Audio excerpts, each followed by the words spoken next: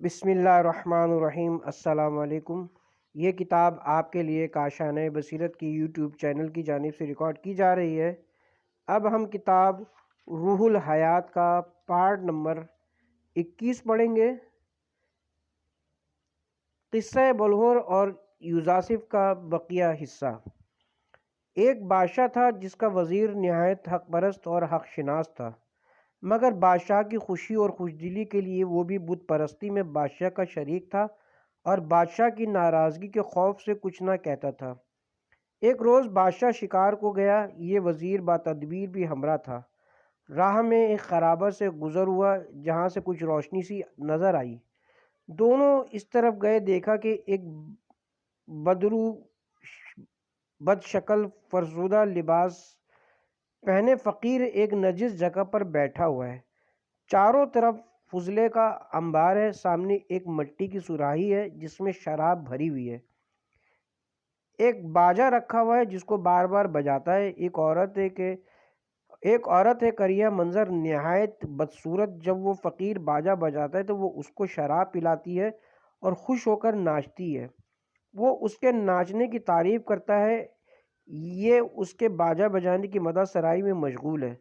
دونوں اس طرح خوش ہے کہ اگر ساری دنیا کی بادشاہت مل جاتی تو اتنے خوش نہ ہوتے۔ بادشاہ نے وزیر سے کہا کہ شاید مجھے اور تجھے اپنی ساری عمر میں اتنی خوشی کبھی حاصل نہ ہوئی ہوگی جس قدر یہ دونوں اپنی اس گندی حالت کے باوجود خوش ہو رہے ہیں۔ وزیر نے موقع پا کر بادشاہ سے کہا کہ اے بادشاہ، ایک جماعت نیکوکاروں کی جو آخرت کی بادشاہت کے مالک ہیں، جب ہماری اور تمہاری حالت دیکھتے ہیں تو وہ ہمارے بارے میں یہی کہتے ہیں جو ان غار کے گندے خوش ہونے والوں کے بارے میں کہہ رہے ہیں۔ بادشاہ نے کہا وہ کون سی جماعت ہے؟ وزیر نے کہا وہ لوگ ہیں جو دین الہی کے عاشق ہیں، بادشاہی آخرت اور لذات آخرت سے واقف ہیں۔ بادشاہ نے کہا ملک آخرت کون سا ملک ہے؟ وزیر نے کہا وہ ملک ہے جس کی تونگری فقر سے نہ آشنا ہے، جس کی خوشی غم سے نا واقف ہے، وہ صحت ہے جس کو بیماری لاحق نہیں ہوتی، وہ زندگی ہے جس کے بعد موت نہیں، وہ بادشاہی ہے جس کو زوال نہیں۔ خدا نے دار آخرت کے رہنے والوں سے درد، پیری، جفا، بیماری، گرسنگی اور تشنگی اور موت کو ہمیشہ کے لیے ختم کر دیا ہے۔ یوزاسف نے کہا اے حکیم، ملک آخرت اور بادشاہ قادر مطلق کی معرفت آمیز باتیں میں نے سنی، یہ بتلائیے کہ آپ کی عمر کیا ہے؟ بلغور نے کہا 12 سال۔ شہزادہ سن کر حیران رہ گیا اور کہا میرے خیال میں تو آپ کی عمر 60 سال معلوم ہوتی ہے۔ بلغور نے کہا سچ کہا، میری ولادت کو 60 ہی سال کا عرصہ ہوا ہے، لیکن میری اصل زندگی وہی زندگی ہے جس میں زندگانی آخرت کی معرفت ہوئی، باقی دنیاوی فانی زندگی کو میں عمر میں محسوب ہی نہیں کرتا۔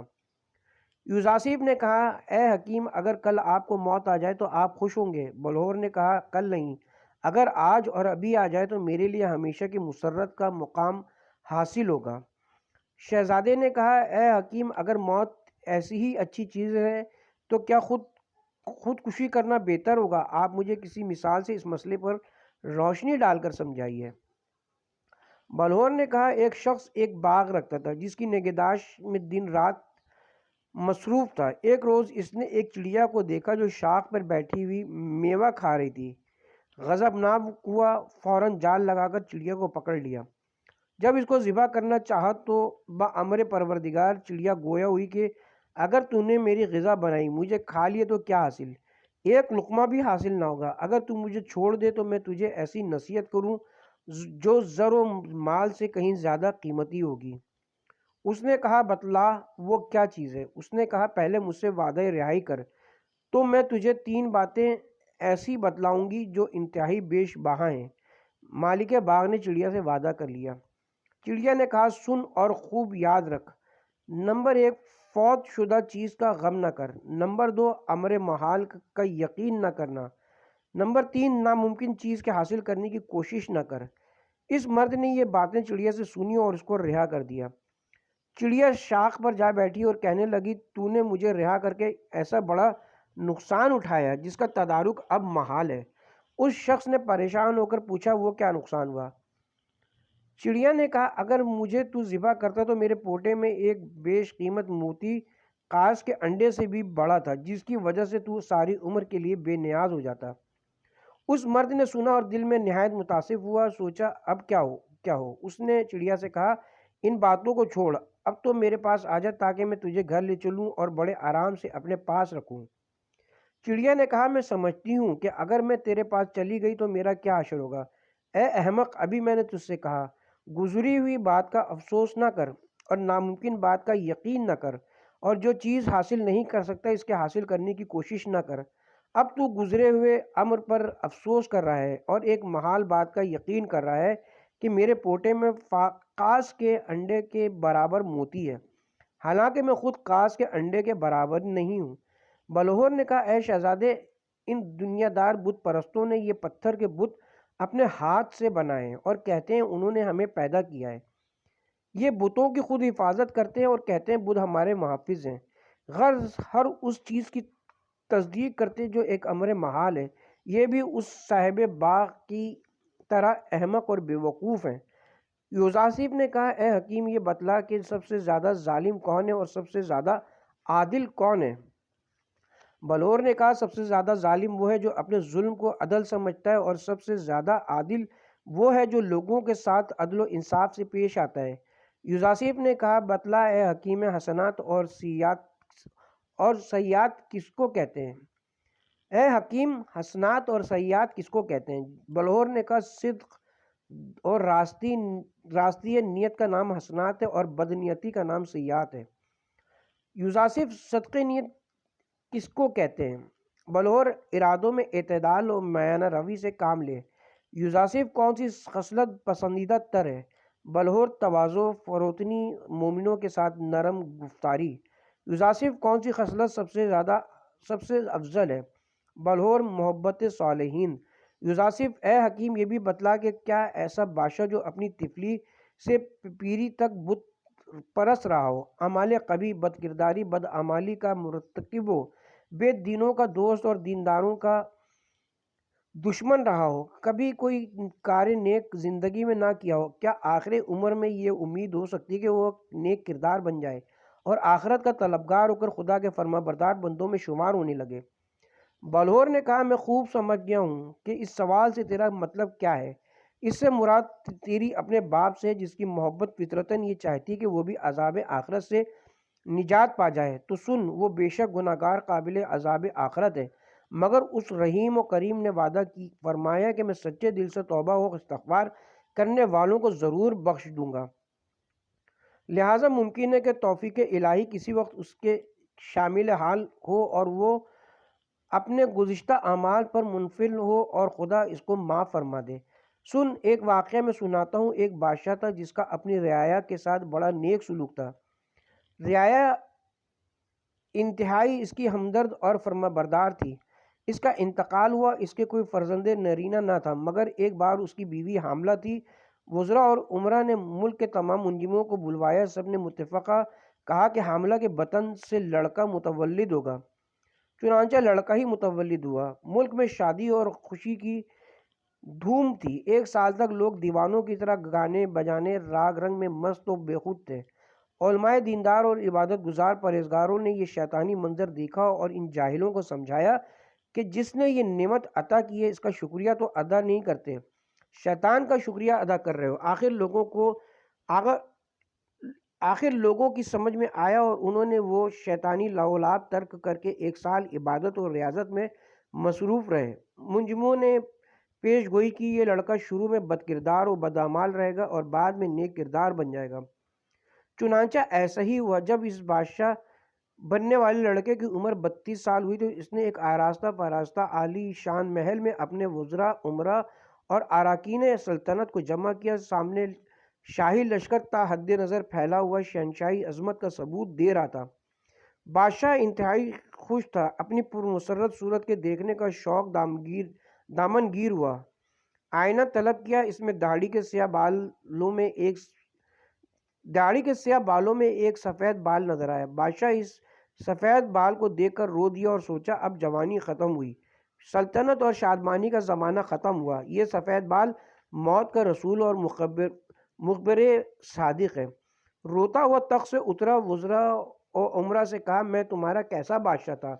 سب نے یک زبان ہو کر کہا ہم سب کی زبانیں آپ کے شکریہ سے عاجز ہیں، ہم آپ کے فرما بردار اور تابع دار ہیں، حکم دیجیے کہ آپ پر اپنی جانیں قربان کر دیں۔ بادشاہ نے کہا کہ ایک دشمن جس سے میں بہت ہی خائف ہوں دربار میں داخل ہو گئے اور تم لوگ بے خبر ہو، میری کوئی مدد نہیں کرتا۔ سب نے کہا اے بادشاہ وہ کون سا دشمن ہے؟ بادشاہ نے کہا افسوس ہے، میں اب تک یہ سمجھتا رہا کہ تم سب میرے دوست اور ہمدرد ہو، ہمیشہ تمہارے لیے مال و دولت کو صرف کیا، صرف اس لیے کہ تم بھی مشکل میں میرے کام آؤ گے، لیکن دشمن گھر میں گھس آیا اور تم دیکھا کی ہے۔ انہوں نے کہا وہ کون سا دشمن ہے؟ فرمائیے تاکہ ہم اس کو فنا کے گھاٹ اتار دیں۔ بادشاہ نے کہا وہ موت کا رسول ہے جو مجھ سے کہہ رہا ہے اب سلطنت و بادشاہت، آرام اور راحت کا زمانہ ختم ہو گیا، سفر کی تیاری کر۔ عمرہ وزراء نے کہا اے بادشاہ موت کا کوئی علاج نہیں، ہر شخص مجبور ہے۔ بادشاہ نے کہا میں اب تک دھوکے میں رہا، شیطان نے مجھے فریب میں رکھا، تم پر بھروسہ کرتا رہا، اب میں نے پختہ ارادہ کر لیا ہے کہ تم دنیا داروں کی محبت اور دوستی ترک کر کے اس سے دوستی اور محبت کروں جو بعد مرگ بھی میرے کام آئے، اور وہ یہ ہے کہ جس سے تم محبت کرتے ہو تمہیں اختیار ہے محبت کرتے رہو، میری دوستی آج سے اس سے ہوگی جو میری آخرت کے کام آئے، اس خالی تخت و تاج سے میرا کوئی واسطہ نہیں۔ رعایا یہ سن کر رو دی، چلائی، فریاد کی اور کہا خدائے کریم کے واسطے اے بادشاہ ہمیں تنہا نہ چھوڑیں، ہم بھی آج سے وعدہ کرتے کہ تیری طرح اس دنیا فانی سے دل نہ لگائیں گے۔ چنانچہ بادشاہ نے ان خدا پرستوں کے کہنے سے 32 سال اور بادشاہت کی۔ یوسف نے کہا اے حکیم یہ حکایت سن کر میرے دل میں کمال خوشی ہوئی، ایسی کوئی اور تمثیل بیان کر تاکہ میری محبت معرفت کی طرف اور زیادہ ہو۔ بلوہر نے کہا کہتے ہیں کہ کسی ملک میں ایک بادشاہ تھا عیش و عشرت کا مشتاق، فسق و فجور میں مشغول، اس کی بدعمالی سے رعیت تنگ تھی، سلطنت میں خرابی ہونے کے باعث دشمنوں کا زور بڑا چلتا تھا، رعیت ان کی لوٹ مار سے تباہ حال تھی۔ اس بادشاہ کا ایک بیٹا بڑا نیک اور پرہیزگار تھا، اپنے ملک کے لوگوں کو دینداری اور عبادت کی ہدایت کیا کرتا تھا، خوف خدا سے ڈراتا اور ہمیشہ آخرت کے عذاب بیان کرتا تھا اور کہتا تھا کہ اللہ کی عبادت سے دنیا و دین میں بھلائی ہے۔ جب اس کا باپ مر گیا تو یہ تخت پر بیٹھا، اس کی برکت سے سب دشمن مغلوب ہو گئے، رعیت میں ہر طرح کا امن و امان ہو گیا، ملک آباد، لوگ خوش و خرم زندگی بسر کرنے لگے۔ بالآخر اس آرام و راحت نے بادشاہ پر بھی اثر مرتب کیا اور وہ اللہ کی طرف سے غافل ہو کر لذات دنیا میں پڑ گیا، عبادت ترک کر دی۔ نوبت یہاں تک آ گئی کہ اگر کوئی عبادت کا نام لیتا تو اس کو قتل کر دیا جاتا۔ مدت تک یہی حال رہا، خرابی و فساد بڑھتا چلا گیا، اللہ کا نام تک زبان پر نہ آتا تھا، خود بادشاہ کو تمام لوگ اپنا معبود سمجھنے لگے۔ اس بادشاہ نے اپنے باپ کی زندگی میں یہ عہد کیا تھا کہ جب میں بادشاہ بنوں گا تو خدا کی ایسی عبادت و اطاعت کروں گا کہ کسی نے نہ کی ہوگی۔ اب غرور و تکبر نے وہ خیال بھلا دیا تھا، حکومت کی مستی نے ایسا غافل کر دیا کہ حق کی طرف سے اس کی آنکھیں بند ہو گئیں۔ اس کے مصاحبوں میں ایک دیندار مرد تھا، یہ حالت دیکھ کر اس کو بہت رنج ہوتا تھا کہ بادشاہ کو وہ عہد جو بادشاہ ہونے سے پہلے کیا تھا یاد دلائے، لیکن موقع نہ پاتا تھا، رعب و دبدبے سے ڈر کر زبان پر حرف ہدایت نہ لاتا تھا۔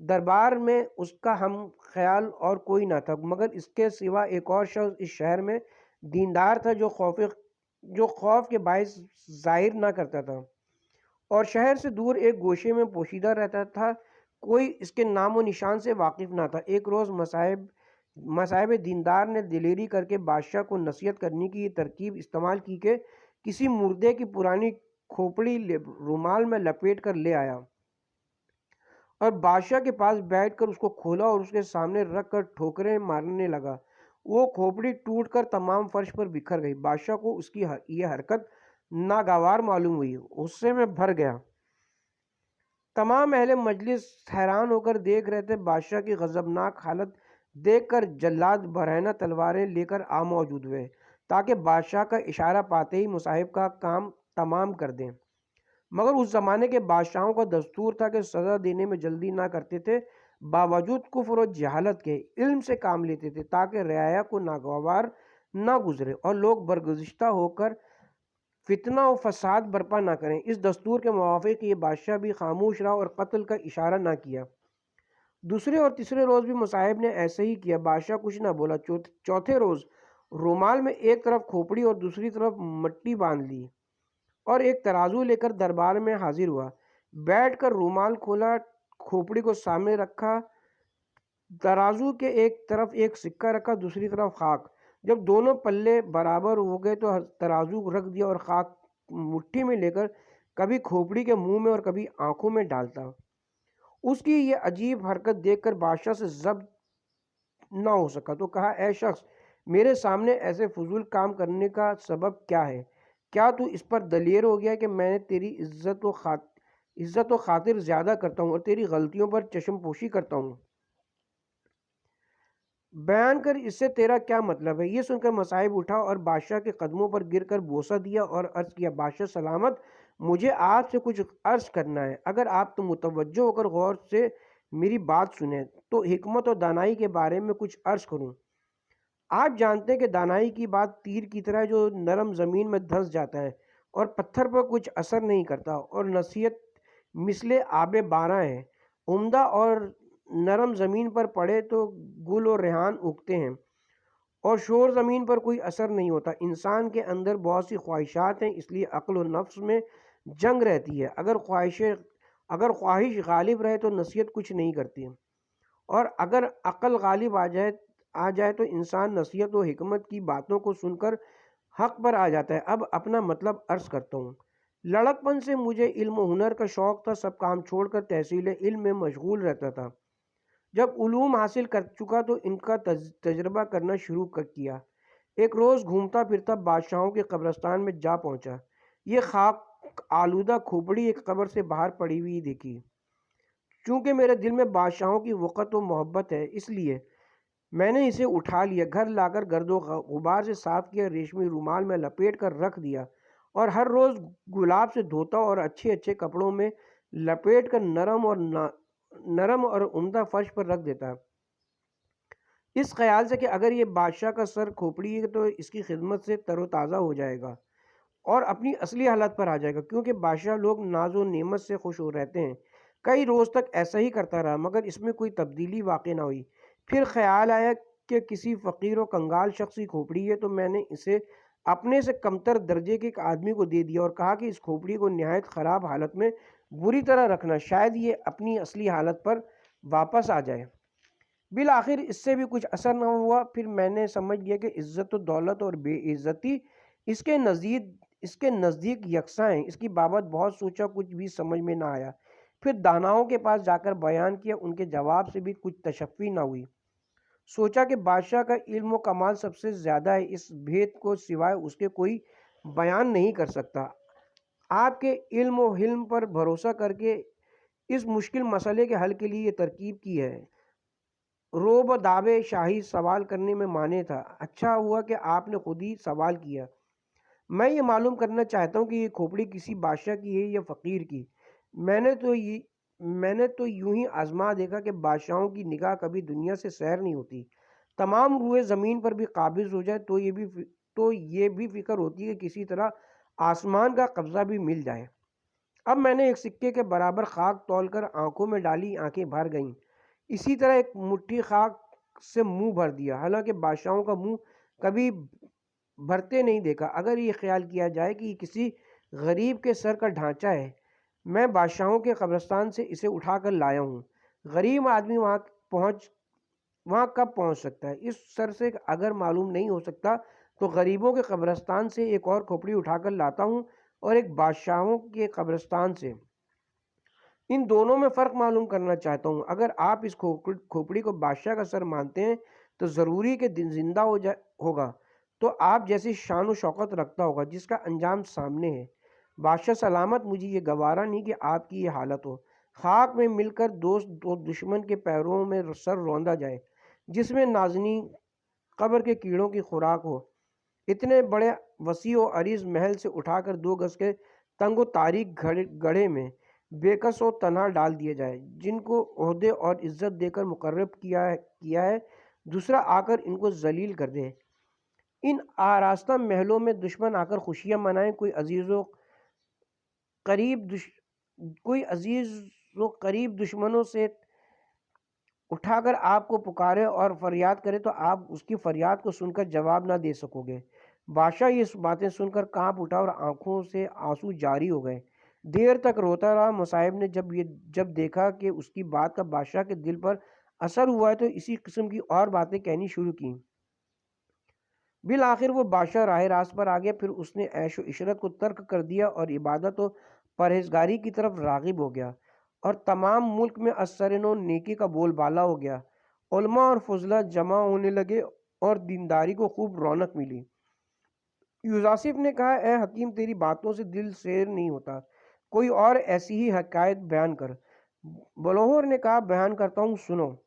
اگلے زمانے میں کسی بادشاہ کے پاس دنیا کا مال و دولت، ملک و لشکر بے حساب تھا، مگر اولاد نہ تھی۔ ہر طرح کی تدابیر اور کوششیں کی گئیں، لیکن کچھ حاصل نہ ہوا۔ مایوس ہو کر کوششیں چھوڑ دیں۔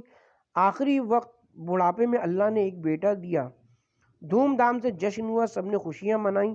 لڑکا بڑے ناز و نام سے پرورش پانے لگا، بڑا ہوا، بولنا اور چلنا سیکھا۔ ایک دن کھیلتے ہوئے کچھ خیال آیا، قدم اٹھایا اور کہا، ماد، واپسی ضروری ہے اور تم ظلم کرتے ہو۔ دوسرا قدم اٹھایا اور کہا، تمہیں بوڑھا ہونا ہے۔ پھر قدم اٹھایا اور کہا، اس کے بعد تم مر جاؤ گے۔ یہ کہہ کر کھیل میں لگ گیا۔ بادشاہ کو بڑا تعجب ہوا۔ نجومیوں کو بلا کر یہ ماجرا بیان کیا اور حکم دیا کہ اس کی کیفیت معلوم کرو۔ نجومیوں نے اپنے قاعدے کے مطابق اس کے تالے کا حال معلوم کرنے کی کوشش کی، مگر اس امر کا کچھ پتہ نہ لگا۔ ایک نجومی نے اندازے اور اٹکل سے کہا، یہ لڑکا بڑا دیندار اور خدا ترس ہوگا۔ بادشاہ یہ سن کر غم و غصے میں ہوا اور اس کو علیحدہ رکھنے کا حکم دیا۔ اپنے معتبر ملازم اس کی حفاظت کے لیے مقرر کیے۔ جب لڑکا جوان ہوا تو ایک دن نگہبانوں سے پوشیدہ طور پر محل سے نکل گیا۔ بازار میں جا رہا تھا کہ جنازہ نظر آیا۔ پوچھا، یہ کیا ہے؟ کسی نے کہا، یہ مردہ ہے۔ پھر پوچھا، اس کے مرنے کا کیا سبب ہے؟ کسی نے کہا، یہ شخص بوڑھا ہو گیا تھا، عمر ختم ہو گئی، اس لیے مر گیا۔ اس نے پوچھا، کیا اس سے پہلے جوان اور تندرست تھا، ہماری طرح کھاتا پیتا چلتا پھرتا تھا؟ جواب ملا، ہاں، یہ شخص جوانی میں بڑا پہلوان تھا۔ شہزادہ آگے بڑھا تو ایک بوڑھے پر نظر پڑی، تعجب سے دیکھنے لگا۔ پھر پوچھا، یہ کیسا آدمی ہے، اتنا کمزور کیوں ہے؟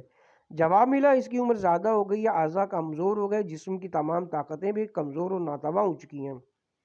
اس نے دریافت کیا، اس سے پہلے یہ شخص مجھ جیسا بچہ تھا؟ کہا، ہاں، یہ بچہ تھا، پھر جوان ہوا، پھر بوڑھا ہو گیا۔ شہزادہ اور آگے بڑھا تو ایک بیمار کو دیکھا، پوچھنے لگا، یہ شخص پہلے کیسا تھا؟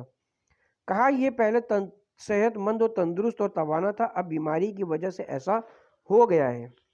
یہ سن کر دیر تک کچھ سوچتا رہا، پھر کہا، واللہ جو کچھ تم نے بتلایا ہے اگر وہ سچ ہے تو تمام لوگ جو خوش و خرم پھرتے ہیں بے عقل اور دیوانے ہیں۔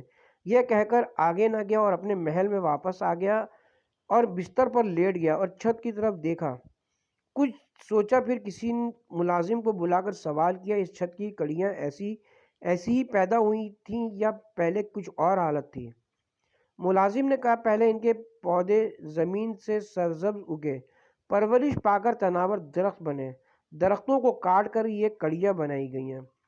شہزادہ یہ باتیں کر رہا تھا کہ بادشاہ نے اپنے وزیر کو یہ دریافت کرنے کے لیے بھیجا کہ شہزادے کا کیا حال ہے اور کس طرح گفتگو کرتا ہے۔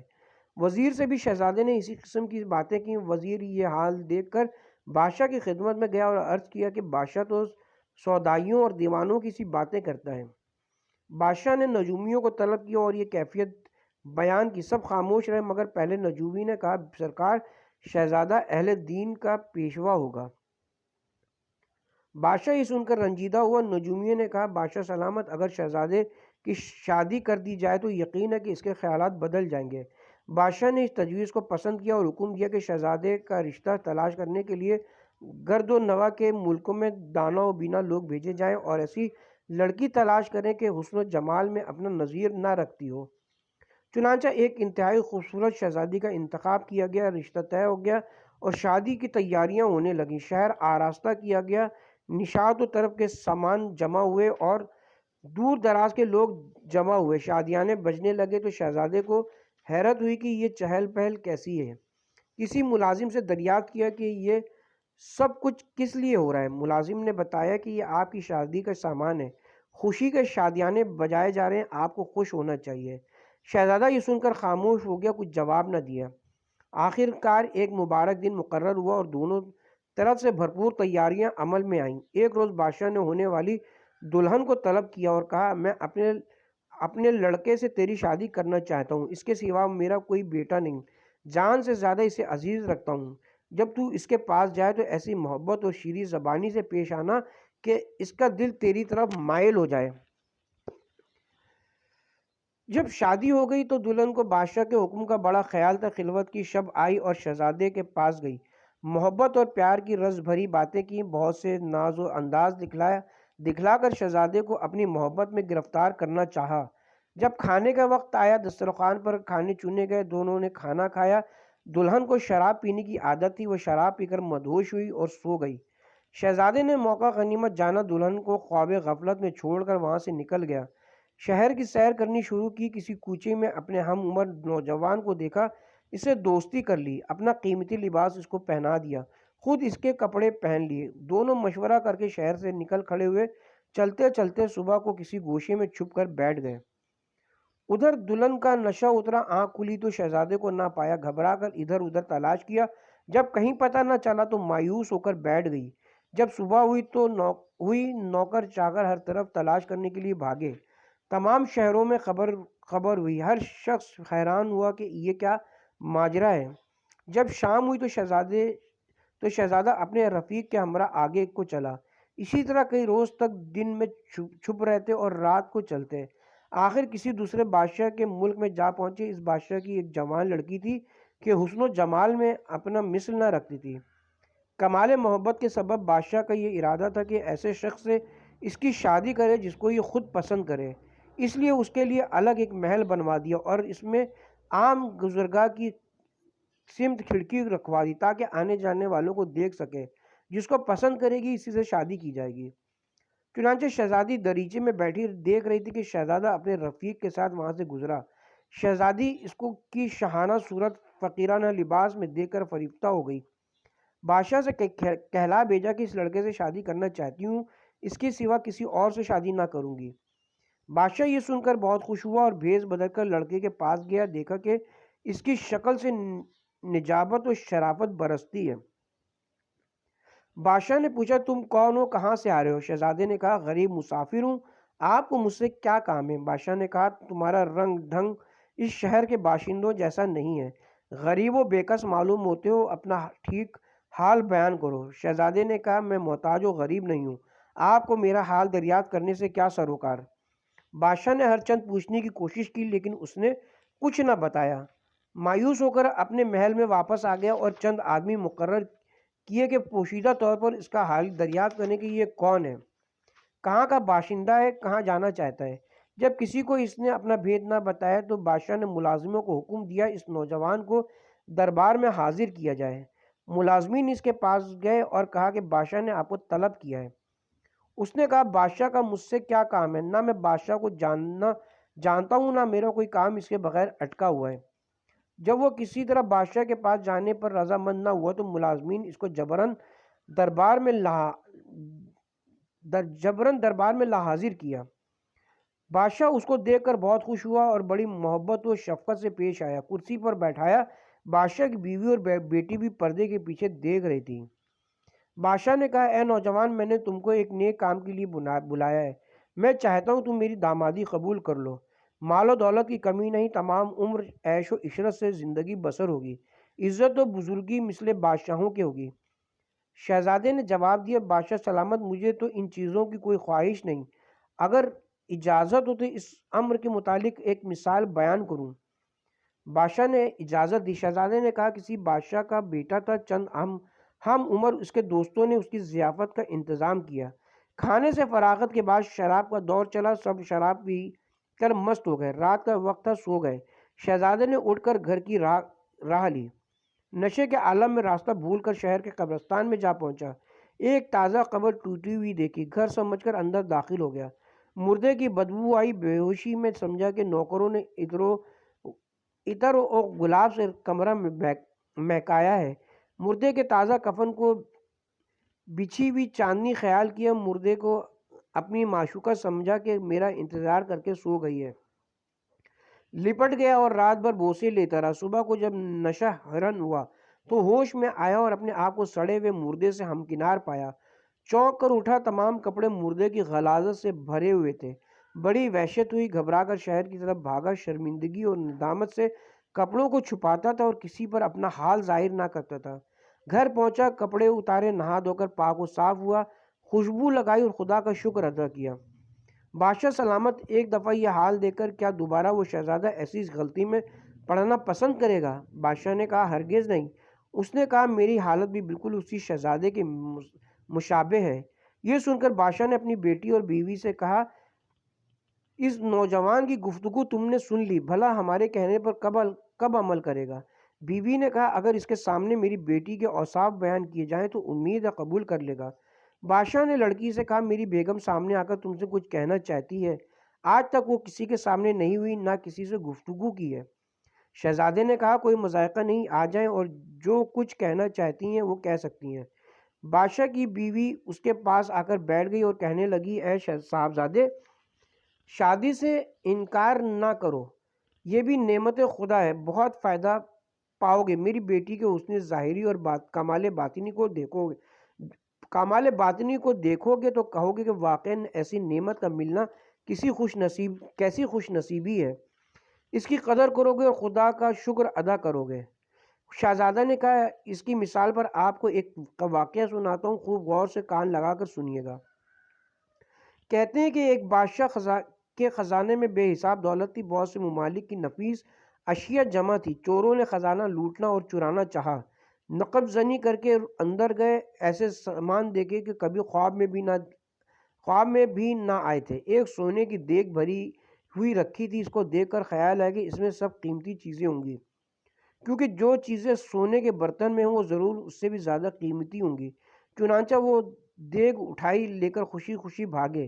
جنگل میں جا کر دم لیا، ان میں سے ہر ایک کو یہ فکر تھی کہ کوئی زیادہ نہ لے، سب کا حصہ برابر ہونا چاہیے۔ سب کے سب دیگ کے منہ پر جھکے ہوئے کھولنے میں مشغول تھے۔ ڈھکنا اٹھایا تو اندر سے زہریلے سانپ پنکھار مارتے ہوئے نکلے، سب کو ڈس لیا، آخر سب وہیں ڈھیر ہو گئے۔ اے بادشاہ سلامت کی بیگم، جس کو یہ قصہ معلوم ہو گیا ہو وہ ایسی دیگ کا حصہ لینا پسند کرے گا؟ بیگم نے کہا بے شک، ہرگز نہیں لے سکتا۔ شہزادے نے کہا پھر میں جان بوجھ کر آپ کے کہنے کو کس طرح قبول کر لوں؟ یہ سن کر شہزادی نے اپنے باپ سے کہا اجازت ہو تو میں خود اس نوجوان سے کچھ گفتگو کر لوں، پھر دیکھوں بھلا یہ کیسے انکار کرتا ہے۔ بادشاہ کی اجازت سے شہزادی بڑے ناز و ادا سے سر جھکائے خرامہ پردے سے برآمد ہوئی اور شہزادے کے سامنے آ کر بیٹھ گئی اور بولی اے نوجوان، سچ بتا کہ حسن انداز و کرشمہ ناز جو خدا نے مجھے عطا کیا ہے، کیا تو نے اس سے پہلے بھی کہیں دیکھا ہے؟ اس کے باوجود میں تیری طلبگار ہوں اور تو انکار کرتا ہے۔ میں کہتی ہوں کہ مان لے ورنہ پچھتائے گا۔ شہزادے نے کہا مجھ سے ایک حکایت سن لے پھر کچھ کہوں گا۔ ایک بادشاہ کے دو لڑکے تھے، ایک دفعہ لڑائی کے موقع پر ایک کو دشمن نے قید کر لیا اور اسے ایک تنگ و تاریک مکان میں بند کر کے رکھا اور حکم دیا کہ جو بھی اس طرف سے گزرے اسے پتھر مارے۔ جب کافی دن اس طرح گزر گئے تو دوسرے بھائی کی محبت نے جوش مارا، اس نے اپنے باپ سے کہا اگر حکم ہو تو کسی ہیلے بہانے سے بھائی کو قید سے چھڑانے کی کوشش کروں۔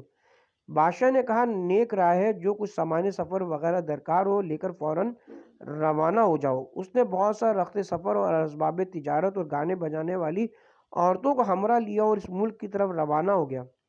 جب قریب پہنچا تو اس کے بادشاہ کو اس کی آمد کی اطلاع ہوئی۔ بادشاہ نے ملازموں کو حکم دیا کہ شہر سے باہر فلاں مقام پر اس سوداگر کو عزت و احترام سے اتارو۔ ملازموں نے حکم کی تعمیل کی، شہزادے قیام کر کے سامان تجارت کھولا۔ غلاموں کو حکم دیا کہ سامان تجارت شہر میں لے جا کر سستے داموں فروخت کریں اور اس بازار میں سامان کھولیں جو قید خانے کے قریب ہو۔ چنانچہ غلام سامان لے کر اس بازار میں پہنچے جہاں شہزادہ مقید تھا۔ انہوں نے اس قدر سستا سودا بیچنا شروع کیا کہ تمام لوگ خریداری کے شوق میں اس جگہ جمع ہو گئے۔ بادشاہ کا لڑکا موقع پا کر اس قید خانے کی طرف گیا اور ایک کنکری اٹھا کر ماری تاکہ یہ معلوم کرے کہ بھائی زندہ ہے یا مردہ۔ وہ کنکری لگتے ہی قیدی زور سے چلایا اور شور مچایا۔ اس کی آواز کربناک سن کر چوکیدار دوڑتے ہوئے آئے اور پوچھا، اے قیدی، تجھے تو روز کنکر پتھر سے لوگ مارتے ہیں، مگر کبھی تیری آواز ایسی کربناک نہیں سنی۔ آج کیا بات ہے کہ تو اتنا بے قرار ہو کر چلا رہا ہے؟ اس نے کہا، روز پتھر مارنے والے غیر تھے، ان سے اتنی تکلیف نہ ہوتی تھی۔ آج شاید کسی عزیز نے مارا ہے، اس لیے زیادہ تکلیف محسوس ہوتی ہے۔ قیدی کی یہ بات سن کر سامعین کو حیرت ہوئی۔ دوسرے روز شہزادے نے عمدہ بہت سا مال غلاموں کو دے کر پھر اسی جگہ فروخت کرنے کے لیے بھیجا، اور ان کے ساتھ ہی گانے والی عورتوں کو بھیج دیا تاکہ لوگ ان عورتوں کی طرف متوجہ ہوں۔ یہ لوگ مہوے تماشا ہو گئے، تمام شہر والے تماشا دیکھنے لگے۔